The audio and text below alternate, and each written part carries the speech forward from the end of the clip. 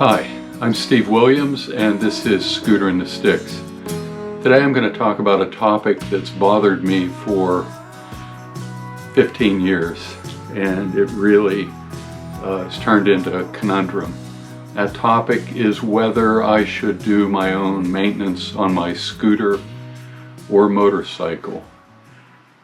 And I think the reason it's a problem is because somewhere I got into my head that a real rider works on their own machine.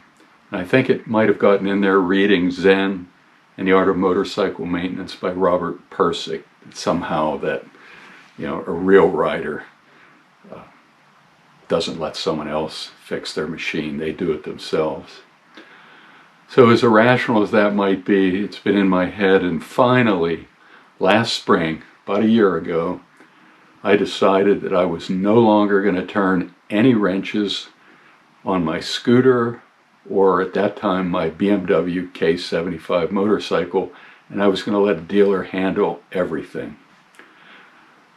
So I got rid of tools, I got rid of a floor drill press, a nice shop vise, my motorcycle lift table, and I was done. I was free. I finally was able to just focus on riding, and I felt okay about that.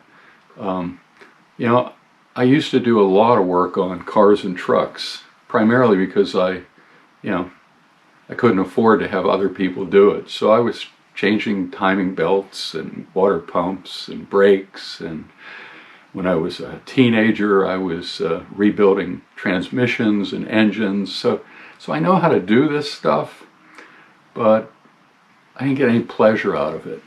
And so everything was fine. I was free until I bought this.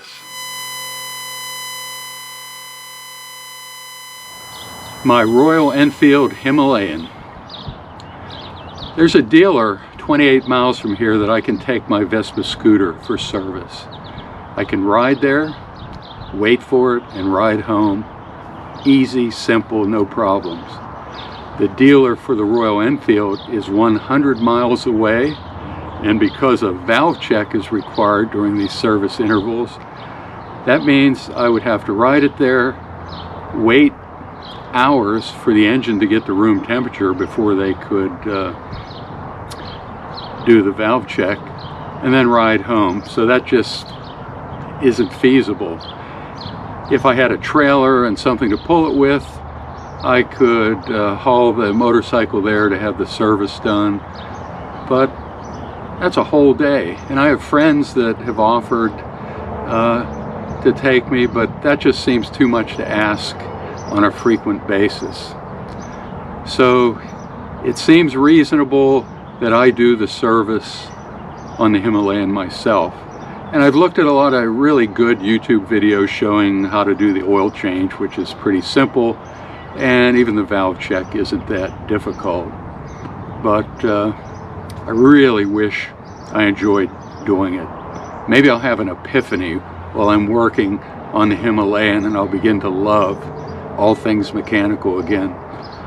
But after a week of plumbing repairs at home and just electrical things, I can report at this point I really don't want to do this stuff. I am grateful in the United States doing your own service doesn't void the warranty, so I'll move on from there.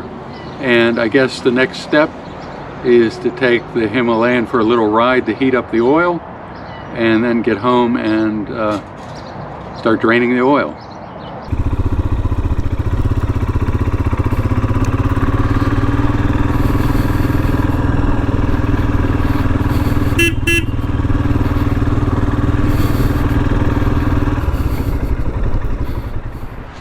So with the engine all heated up, take a look at some of the things we need. We need a pan to catch the oil, a funnel to add more oil. I need 2 liters of oil as suggested by the manufacturer. I also need the Royal Enfield oil filter. I have some gaskets and crush washers that I got from the Royal Enfield dealer.